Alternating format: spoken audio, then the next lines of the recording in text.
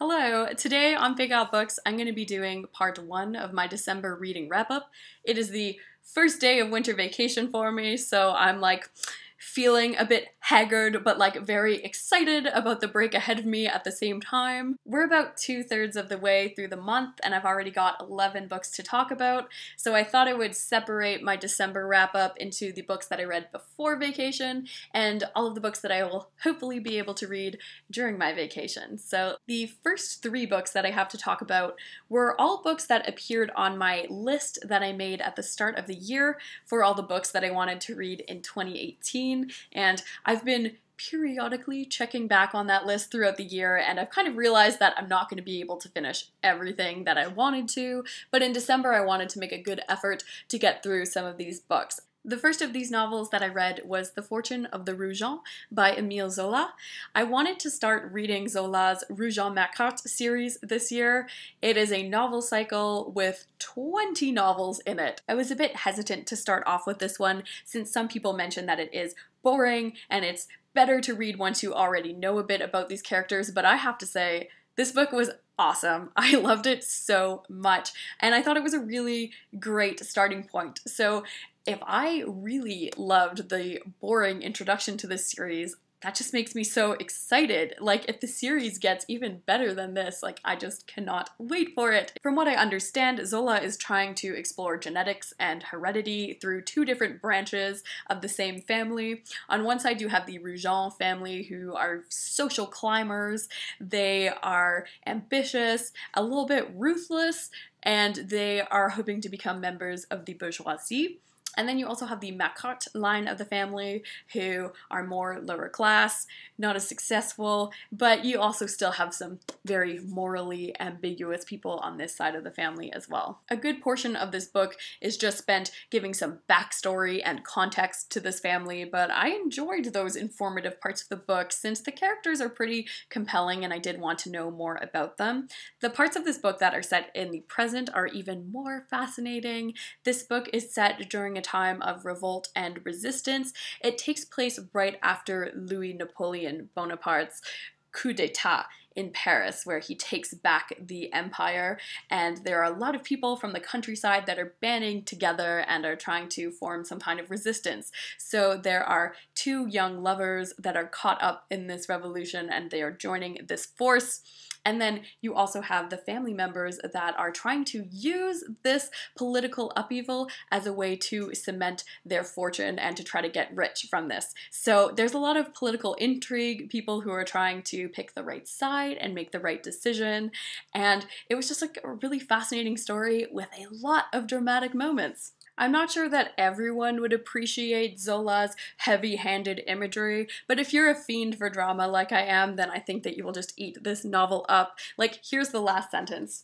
And far away in the depths of the Aire Saint-Mitre, a pool of blood was congealing on a tombstone. So I just love stuff like this. This novel I found to be so fun, and I'm just so excited about diving deeper into this series now. Next, I read One Day in the Life of Ivan Denisovich by Alexander Solzhenitsyn, and I kind of do this thing where I don't really love the holiday season in December. I don't like being forced to be cheerful and sentimental, so I often will choose some books in December that I think will be very bleak and depressing, and this was one of those picks for me since this is about a prisoner in a Siberian work camp during the Soviet era. So this is a fictional novel, but the author himself did go through this experience, so you do feel like it's going to be authentic. And surprisingly enough, this book actually wasn't quite as depressing and bleak as I was really expecting it to be. Obviously, the living conditions are far from ideal.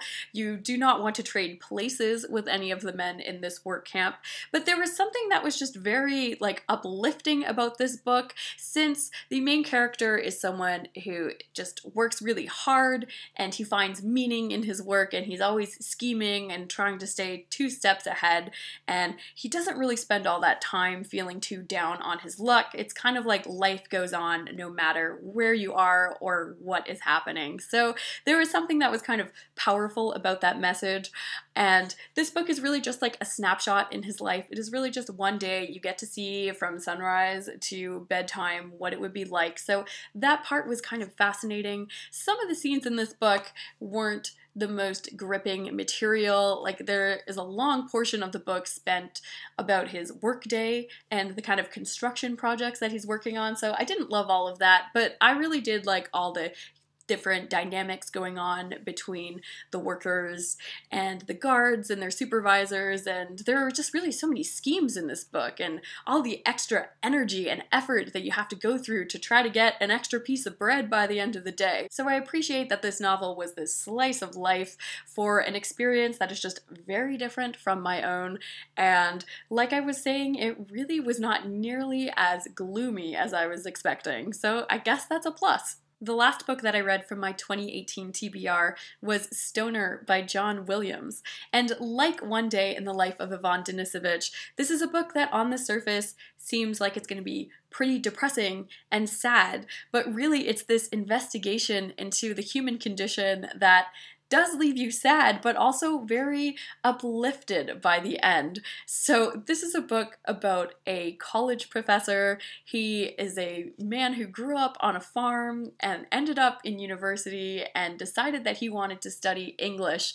And it's just about this guy's life and all of the failures and triumphs. And you really think that it's going to be kind of a dry book because he's not an exciting protagonist at all. Like, there is nothing that glamorous or interesting about Stoner, but I was completely unprepared for how emotionally invested I ended up becoming in this book. Like, this was a real emotional wrecking ball of a novel. Whereas Ivan Denisovich is a book that takes place in one day of a man's life, Stoner is one of those rich novels that takes you through a whole man's life from beginning to end. And it's not even a thick novel, but there's just something that's so rich and rewarding about that experience, about getting to see somebody's life and seeing it from far away, seeing the full picture, and there's just something about how it all adds up at the end that just makes me feel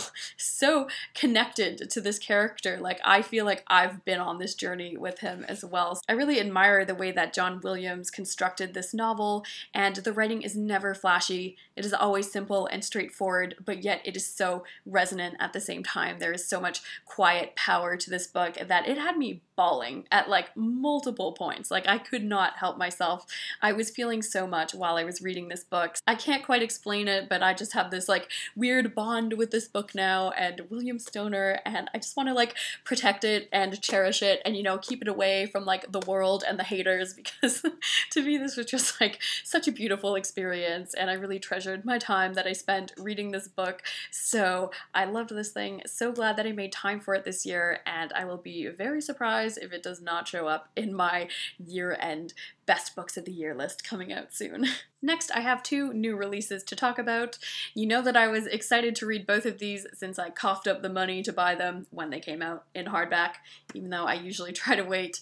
But the first one of these was Split Tooth by Tanya Tagaq. Now, she's someone who I'm familiar with her music. She's an Inuit throat singer who does like really cool alternative music. So I, of course, really wanted to read her book. It is a book about a girl growing up in Nunavut in the 1970s. When this book starts off, it seems kind of like a coming-of-age tale. What I liked best about this book was the descriptions of the land and what it's like living in the Arctic, something I'm just always so curious about. There's not a lot of plot stringing this book forward. It's just kind of a lot of like episodes and vignettes and thoughts about life and death. So there are some philosophical moments in this book and some dream sequences, and then there's just this one episode in the book where a girl gets impregnated by the Northern Lights. You know, this book just gets real strange real fast. In some ways, I was like, very fascinated with this work. It was so unconventional and very unique, and it was like nothing I'd ever experienced, and I never really knew what was going to happen next.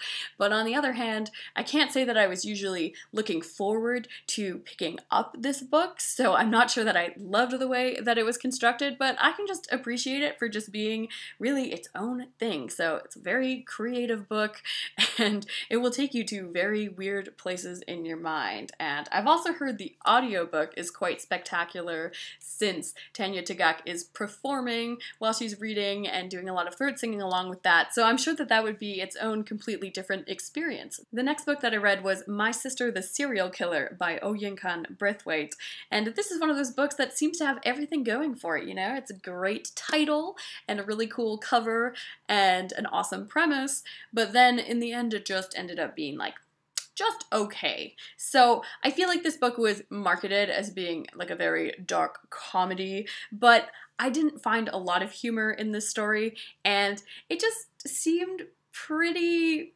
predictable and just kind of like run-of-the-mill while I was reading it. So nothing in this book kind of really lived up to what I was hoping that it was going to be. But that being said, I enjoyed it on a page-by-page level. You know, I was having some fun while I was reading it, but it just never really got gripping or intense or dramatic, nor did I really feel that connected to any of the characters. They seemed kind of two-dimensional, or that you sort of already knew who they were going into it. So in some ways, this book was a disappointment because I really had high expectations for it, but it was also like a fine read, and I don't regret reading it, so it was just okay. The next two books that I have to talk about are two extremely delightful reads that just brought me so much joy this month.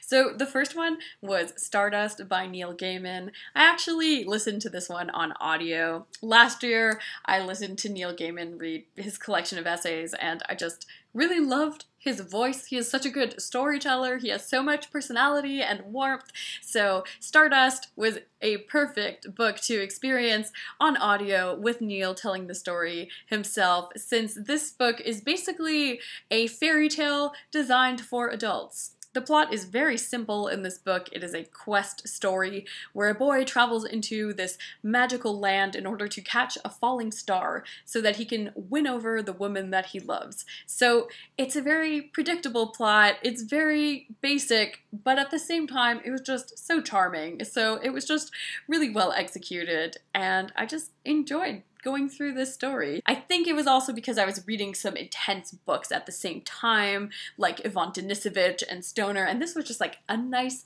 magical little break from all of that, and I feel like it brought out like the inner child in me in a way that I liked, so it was just a lot of fun. And I also hear that the film version is pretty good too, so I'm looking forward to watching that. Another book that charmed the hell out of me was Anne of Green Gables by Lucy Maud Montgomery, the beloved Canadian children's classic. So I myself did read this when I was a child. It wasn't like a formative book for me. I remember liking it fine, but you know, it was just okay.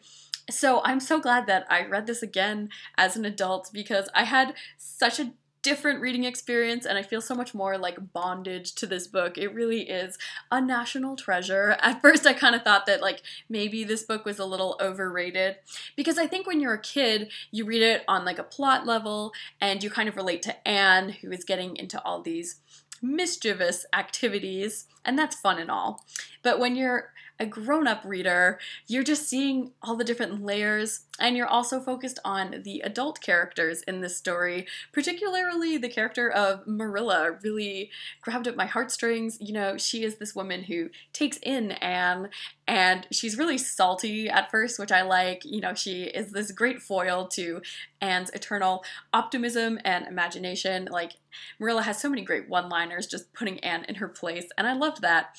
But also her growth as a character is just so beautiful to watch, where she goes from being this like very serious and grim woman into someone who finally begins to accept and express her own emotions. So it's just a powerful narrative to watch, and I just really loved it. So this was a great book. I had a lot of fun, and there are just so many great quotes from this book. I mean, Anne says the most ridiculous things, which I loved. And one of my favorite quotes in particular from this book is when someone asks Anne how she's doing, and she says, "I'm fine in body, but considerably rumpled in spirit. So that's how I feel too, especially in the holiday season. So I've been borrowing that line a lot. So I just really love this work. Really fun, lots of imagination, and just a really lovely story. So really happy that I revisited this one. I finished 2 short story collections. One of them was Grimscribe by Thomas Ligotti. This is a book I talked about in my October wrap-up when I read the first book in this collection, Songs of a Dead Dreamer, and I figured that I should finish the second half so that I could get this book out of the way and finished by the end of the year, and unfortunately I didn't really enjoy the stories that were in Grimscribe nearly as much, and maybe I just wasn't in the mood for these stories. I think you have to be in a particular state of mind to be ready for this kind of existential horror, and I just wasn't feeling it, so they really felt quite tedious to get through, and a lot of these stories deal with similar themes and are written in the same style, about the same kind of characters, so there's really not a lot of stylistic diversity in this collection. So I was just really glad to be over and done with this one, so I'm definitely gonna take a break from some Thomas Ligotti for a while, and I think maybe over time then I can start to appreciate what he does again. Another short story collection I finished was Unclean Jobs for Women and Girls by Alissa Nutting. This was another book that I started in the summer and put it down for a few months and just wanted to pick it up again so that I could wrap it up by the end of the year. And these short stories were just quite fun, very quirky, very out there. So if that's your thing, then Alissa Nutting is just very good at that. Like, they're very strange, and the people in her stories are often these losers, but you feel bad for them. You know, they're lovable losers who just need to get their lives together. So for the most part, I found these stories entertaining. I liked how these stories had really wacky premises and lots of imaginative and hilarious things happened in them, but yet they were still very much like about people and the human experience, and there was a lot of warmth to these stories and tenderness. So I can't say that I liked this as much as Alissa Nutting's novel Made for Love, but she still is an author whose strange sense of humor just really clicks with me, so I will continue to follow what she is writing in the future for sure. The work of nonfiction that I read this month was They Can't Kill Us Until They Kill Us, which is a collection of essays by Hanif Abdurraqib. So he is known as a poet as well as a music critic. So I feel like these essays showed kind of both sides to what he does. He is a lyrical and expressive writer, and he writes very intelligently about music. And honestly, I don't share a very similar music taste to him, so a lot of the artists that he was writing about are not artists that I'm all that familiar with, and yet I was like really interested and engaged while reading these pieces. So I think that that shows a lot of talent, where I really got interested in what he was talking about, kind of no matter what the subject was. In the second half of this collection, it does move on to these pieces that are more essays about life and what it's like living as a person of color in America, a lot of the exhaustion that comes with that, and the difficulties of loss and danger, and those pieces were very valuable and important reads, but at the same time I was kind of looking forward to more of the pieces that were about music, and I wasn't quite as drawn to those other pieces, so like I'm glad that they were there in this book, but I really would have loved to have seen some more work about music since those pieces were really great. I'm quite grateful that this fabulous cover drew me to this book so that I am now familiar with the work of this really engaging cultural critic that I will definitely be following for more in the future. The last book I want to quickly mention is one called Wanting More by Rukhsana. So this is a book aimed at younger audiences, and I read this book because I was teaching it for the first time this month, and I enjoyed this one a lot more than I expected to. Usually in our English as a second language classes, the books that we read are like very depressing for some reason, since it's almost like if authors are going to write about global themes, they have to make it like as sad as possible. But this book actually was not like that. It was like fast-paced, and there were a few good plot twists. It's about a girl who's living in Afghanistan, and her mother dies at the start of the book, and she's got this like horrible father who makes all these poor decisions, and she has to suffer the consequences of that. So this was a pretty fun read, and I even had one of my students tell me that this is the first book that he has ever enjoyed reading in his life. So this is a book that I wouldn't have picked up on my own, but I thought it was worth mentioning. It was a pretty good book and a fun one to use in the classroom for sure. So those are all the books I've read so far this month. It's been an awesome reading month so far. and I still have another week to try to squeeze in some more great reads. So thank you so much for checking out this video, and please let me know if you're trying to get in any last minute great reads before the end of the year, and I will see you again very soon for part 2. Bye.